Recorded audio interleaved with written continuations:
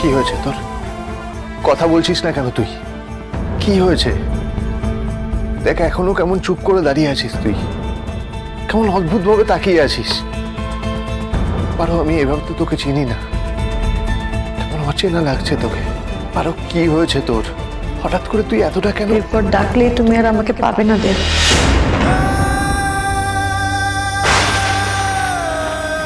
কি কি বললি তুই? আমি আর তোমার সামনে আসবো না।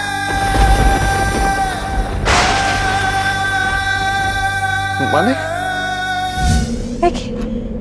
আগুন লাগলো নাকি? এত ধোঁয়া কেন? আমি এসেছি দেখা করতে, তাই।